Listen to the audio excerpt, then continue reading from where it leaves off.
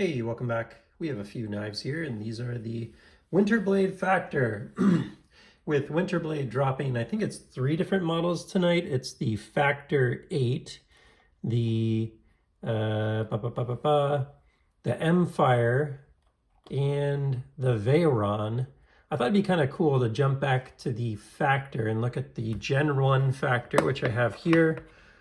Very cool knife. Throw this out here.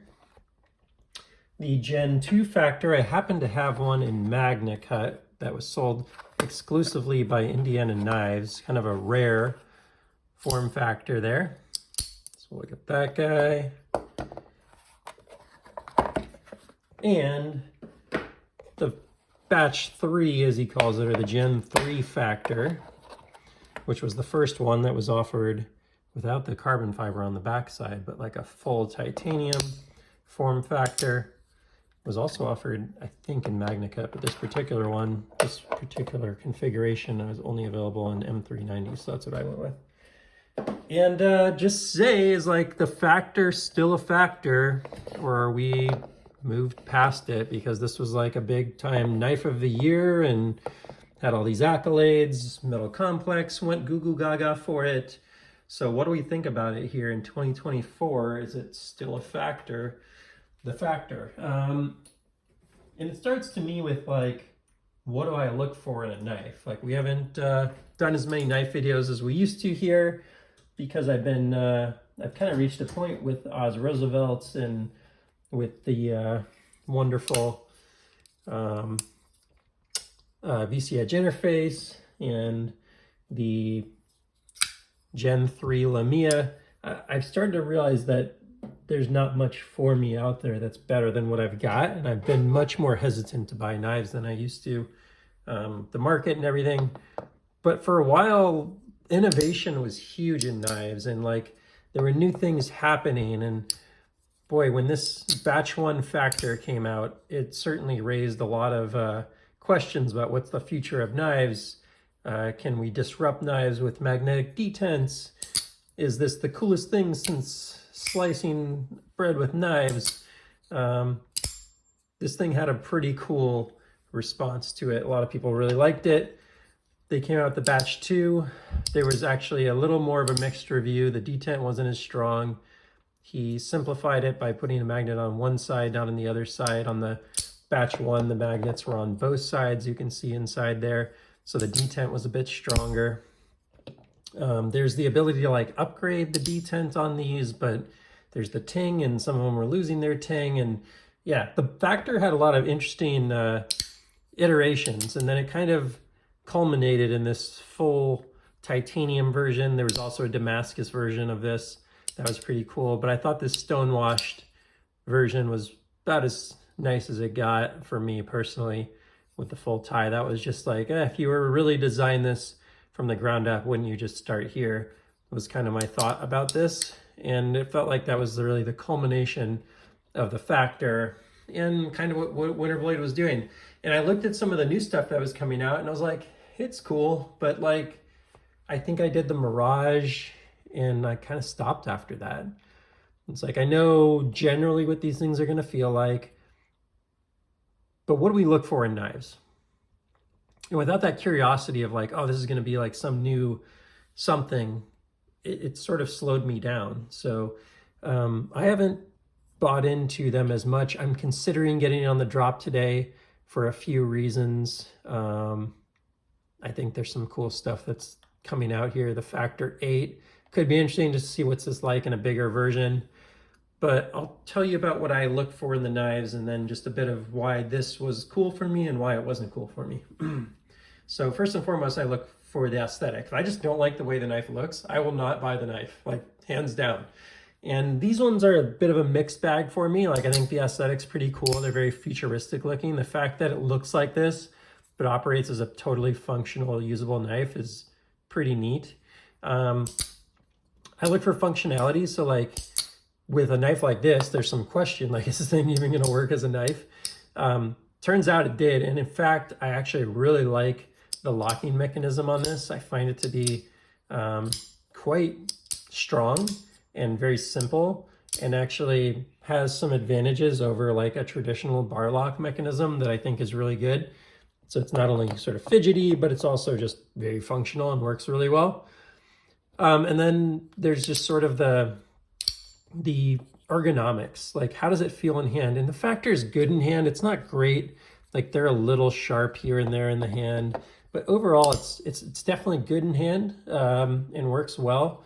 It's actually quite a functional knife. It's, you know, very much a utility style blade. I don't know if you call it a Wharncliffe or a sheep's foot or what do you want to call it, but I like the choil. The choil really lets you get up really right into it and use it. So it's actually quite a functional knife from that perspective.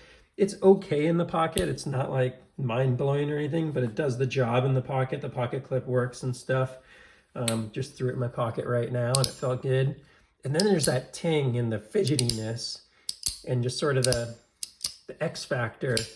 And this one had quite a bit of that for me at the time. I've, you know, not ended up with one of these in my rotation. If I were, it'd probably be this one, just due to the weight. I think I like the idea of this full tie, but this thing ended up getting a little heavier, and this 8-inch that's coming out would be even the next level of weight, unfortunately. But just go through some weigh-ins for you really quickly. There's the batch 1, 3.3 ounces, right in the sweet spot. Batch 2, 3.28, right in the sweet spot. Batch 3, tip the scale a little bit at about ½ an ounce. So you're talking 3.8 ounces. It's not bad, but it's not quite as much in the sweet spot for me personally. And just to like qualify that, you know, compared to some of what I consider to be some of the best knives out there, like this was like on the heavier end of what I would carry. This is kind of right in the sweet spot with the Ross Roosevelt. And then this would be on, you know, the craziest, lightest end of what I would normally carry personally. Maybe on the heavier end also would be like the Brown Knives, Mini FSDI or something. It'd be like in a 4.2. So this is towards the top end. This is right towards the sweet spot. It's kind of how I thought about it. So this to me was like probably if I were to carry something regularly, this Magna Cut version here with the, you know, all black and the carbon fiber, that probably fits the bill for me personally. But honestly, I just don't like drive. I'm not driven to carry it. It's just a little boxy, a little less ergonomic than some of these other knives that feel just a little sweeter in hand. You know, I think of this right here is about as comfortable as it gets in hand. These are a little more rounded off and ergonomic. These are a little boxier, more futuristic, but also like a little less great in hand. It's just not bad. It's not bad, but it's not, doesn't blow me away. It's certainly a good knife. So what do we want from Winterblade as consumers, like in the long run? I don't know. I think that's a little different for everyone. Someone might be coming more from like the angle of like future utopia fantasy knife, and maybe this thing kind of checks those boxes for you and kind of, you know, makes you feel like you're doing something that's a little different and it's a conversation piece or whatever. There's some of that for sure, but I was hoping personally for something that kind of eclipses what's in the market and does something so much better.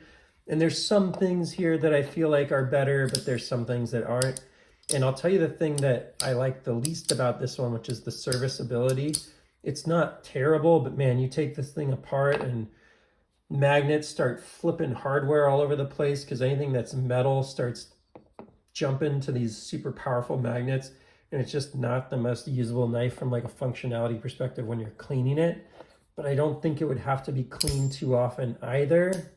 But it's definitely not, you know, it's a bearing knife, like it's not never. So yeah, a lot of engineering, I feel like, but is it over-engineered? Those are some of the questions that come to mind for me when I think about like, where does Winterblade fit in the world? And I was like early adopter here, kind of going like, this could be the next biggest thing since Benchmade in terms of like offering mid-level, really nice quality knives to the market. It could be the next Microtech. I think that's kind of where it fits in. If you're open to your knives being, you know, actually manufactured overseas at like Best Tech, as I think where these are made, then this is a really interesting knife, and it's obviously extremely unique and compelling in its design, and it actually drove a lot of innovation and I think design cues for other knives over the last couple of years since it came out. I think this came out like 2.5 years ago. But I haven't seen things coming out from Winterblade that like really blew me away. The Veyron I never bought. It's interesting because I like the idea of like the top flipper to be more like the shark lock, you know, be able to do this here is certainly compelling. So that probably would be worth checking out. The M-Fire is interesting. It's some sort of magnetic automatic knife. It's potentially something I would grab just to check it out and see what I think. Because that could actually be pretty cool if like instead of just using the magnets for the detent, this could potentially like launch the knife out of here. That'd be pretty cool. And you could kind of do that with the Mirage, which was, but it was like weak and just kind of underwhelming, and I didn't love the blade shape. So the M-Fire is probably the one I'm most interested in. The Veyron for maybe having the top flipper, or whatever you want to call it, the top lock, like that would be compelling. And there's actually some pretty cool, like there's a Magna Cut version of the 8 that's just cool looking. It's like a marbled carbon fiber plus Magna Cut and like a nice like metal pocket clip. It's just kind of compelling to me, like from a design perspective. But for $435 made in China, I'm like struggling a little bit with that one. So Winterblade, a brand I love on one hand, and like the innovation, like this guy posts these videos of like mechanisms and stuff he comes up with, and they're unbelievable. The innovation that Brian at Winterblade's doing is like unbelievable. I was hoping that there'd be something that just captured me emotionally a little more in the last few releases. And it feels like it's going more in the direction of like something that someone that wants something very exotic would like. Someone like me that has like a very clear center of what they look for in a knife. It's not resonating to me as much now as it did a couple years ago when this came out.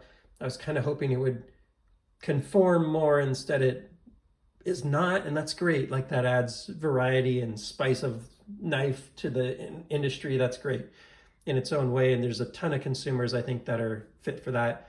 But for me, is like my whole idea, Pocket Priorities, is all about honing in towards the things that make knives great as like an all-around knife that you put in your pocket and use and that kind of thing. There's certainly knives I have that I just collect too, for sure. But like, I was hoping that maybe the innovation was going to go more in that direction, and maybe it will at some point. Like, I think the sky's the limit. Brian's talent is on another level from anyone else that I think we've seen in terms of like coming up with new mechanisms, new locks, that kind of stuff. There's no one doing what he's doing, but just the overall, what's he packaging it up into? That's where I kind of have gravitated away from the concept of what he's doing. And that's fine. I think there's a place for everyone in this industry, and I know he's going to sell a shitload of knives today. So I hope he does, because I want him to be successful, because I think he'll continue to disrupt the industry and do really cool things. So those are my thoughts,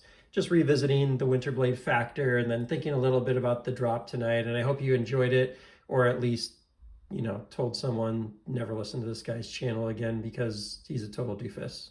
But you're talking about me. No, I'm kidding. That's all for now. Please feel free to like and subscribe if you enjoy the content, and I will see you on the next one. Take care.